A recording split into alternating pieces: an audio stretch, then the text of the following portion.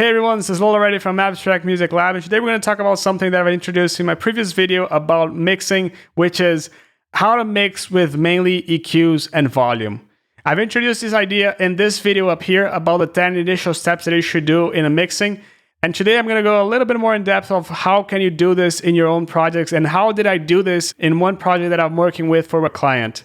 This way you can actually see how I mix a track, and you can see how most of my mixing relies on EQs, volumes, and a lot of thought process before the mixing itself. So let's dive into the mixing. Let's go into Ableton and let's listen to how the mix sounded before we started the mixing. So we're here on Ableton. This is how it sounded before everything.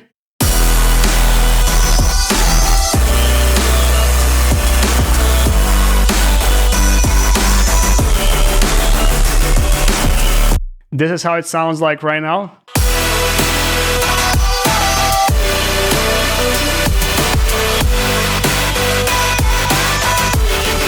Again, before.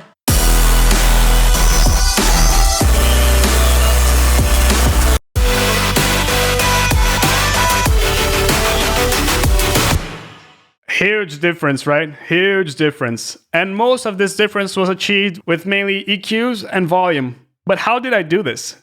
A lot of how I did this started before actually going inside the mix. And a lot of this video will be about the thought process that you should have to start a mix and mix it mainly with EQs and volume. Because I believe that most of the times that you start putting a lot of plugins, you not necessarily know what you're doing with all the plugins. But when you think about what you need to do before you actually do it, you just go to your task list, a lot more focus, and sometimes you don't even need that many plugins to achieve what you want. So for example, the first thing that I always do in my mixes, as I told you before, is I listen to how it sounded before and I think about what could be better. As I did in that video, I'm gonna listen to the original version and I'm gonna try to spot a couple things that could be done differently or a couple things that I think that need fixing. So let's go into the original version.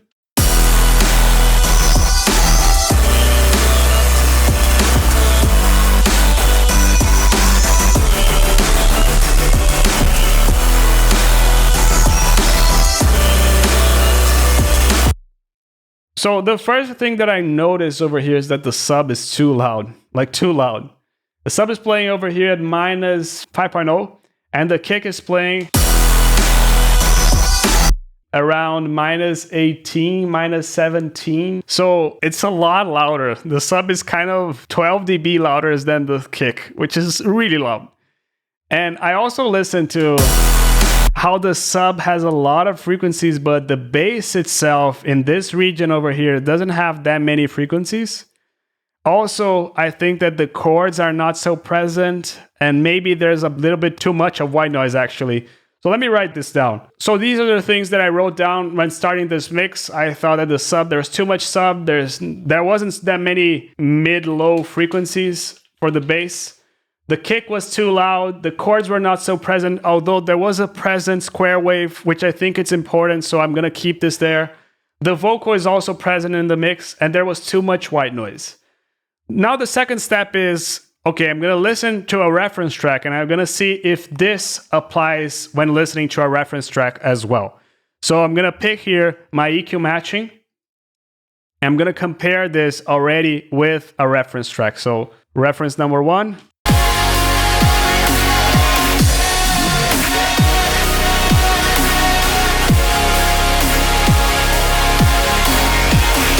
Now let's compare.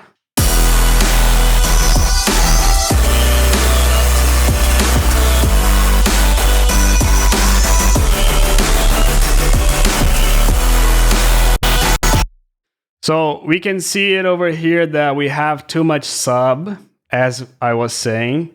We don't have that much of mid-low bass frequencies. The chords could be more present, and I can see this especially over here where the chords are gonna be. The white noise, well, it's in line with the original, but that's because I may have too much. The white noise is compensating for what the chords should do.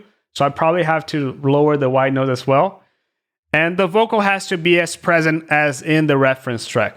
So we got the ideas settled. How can we proceed with this? As I said in that video, I always start with my basses, and that's what we're gonna do first. We're gonna start with the bass line, And when I started this mix, the first thing that I wanted to do was to place the kick in a position where I knew it was good. So when I listened to the reference track over here,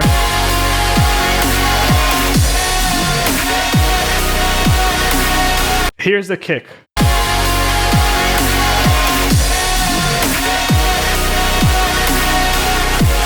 The kick is this layer over here. It plays at minus 13 dB. The sub plays at minus 11 dB. And we can see there's a bunch of other frequencies over here at minus 18. Okay. So I have that the sub equals kick plus 2 dB. We have that relationship. Do I have to follow this? No. In this example, I didn't follow because I normally like to leave the sub and the kick at the same level. But it's always good to have a reference. It's always good to listen to some other references, as I say in this video over here, and make sure that everything is fine over there. But let's continue. So I placed the kick in this track at perfect. So minus 12, the kick over here.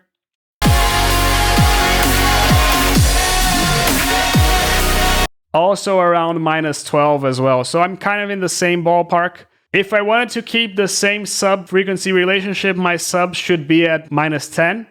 But in this case, I left the sub at minus 12 as well. So as I said, kick equals sub. And at the same time, when I listened to the original, I thought that there weren't too many low-mid frequencies.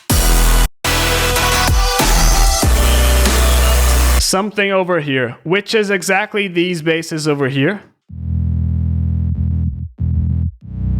This was what I was lacking. You can see if I played the bass entirely, you can see it's a full bass over here right now, instead of how it was before. Before was something like this.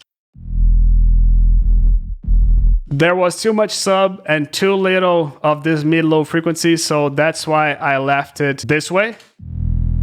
You can see the bass is really consistent throughout the whole spectrum, and when you put the kick together,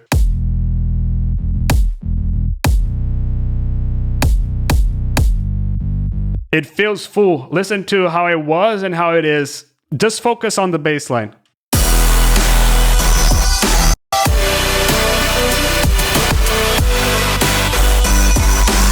The bass is technically quieter, but at the same time fuller than what it was before. And that's it because I enhanced these frequencies over here and I decreased the sub, which was too loud, as I said that I would need to do over here. Okay, I solved the low end, and that's always how I start my mixes. Then I went to the chords because the chords were the second part and second most important part of this track. So we have the old chord over here, and we have the new chords over here as well. Listen how the old chords were.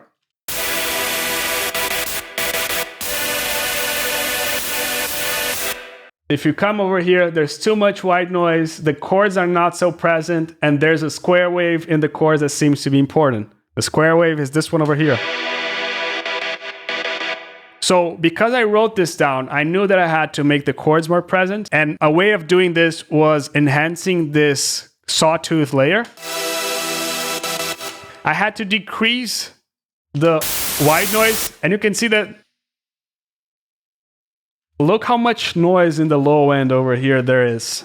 I don't want that. I don't want that because this is just crowding the mix. And as I told you in this video, you always have to leave the space for the elements to play. So if you have your white noise playing the whole spectrum, this is just gonna crowd the low end, gonna crowd the mid lows, it's gonna crowd the high end as well.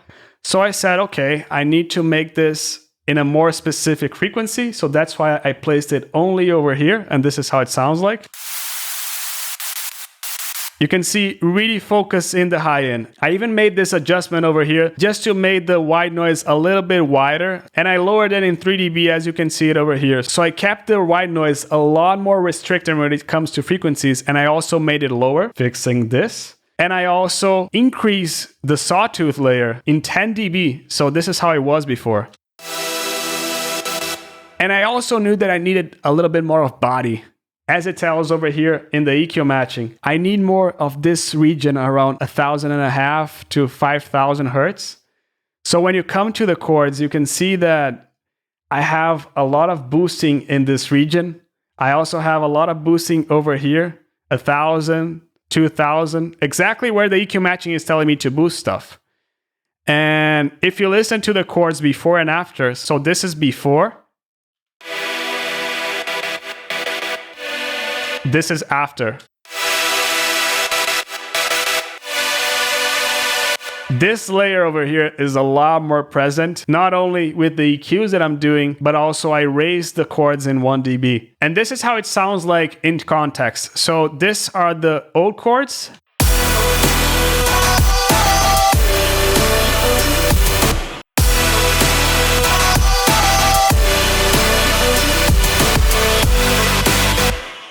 Again, I use some plugins. I use reverb over here. I used reverb in the white noise as well, a little bit. But you can see that how mainly what I'm doing comes from this short list of tasks that I have to do.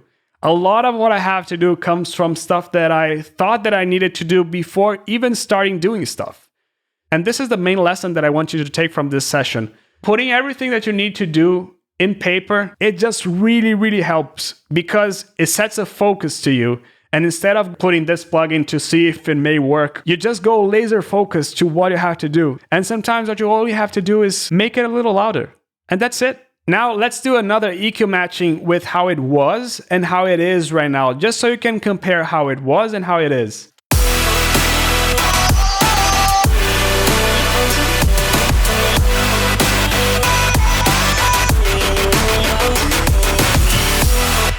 Listen to how it is a lot more closer right now to what it should be like to be like the reference track. I don't necessarily have to make sure that these are covered because the essentials of what it used to be and how it is right now, I covered. And most importantly, the essentials all came from listening to a reference track and writing down what I had to do before even starting to do stuff. So your homework right now, before starting a mix, and you can try to practice this in your current project. You don't even need a mix right now. Just stop your current project and try to mixing some stuff. Listen to the project, see what can you do next, write it down. Now listen to reference tracks, see if it makes sense what you wrote down, compare with the EQ matching, and then start applying. But try only to use EQs and volumes. Taking something that was too loud and now it's a lot quieter, making sure that every element has space to play alone, as you've seen the chords as well. And that's how you mix only with EQ and volume. You just have to be creative, and most importantly, you just have to know what you have to do. Once you know what you have to do, it's just go for it. I hope you liked this video. This was a little bit more explaining the thought process behind what I said in the previous video, but I hope it was helpful to you. If it was, hit the like button. If you loved it, hit the subscribe button so you don't miss out on any future videos from Abstrakt. And I hope to see you in the next video. Ciao.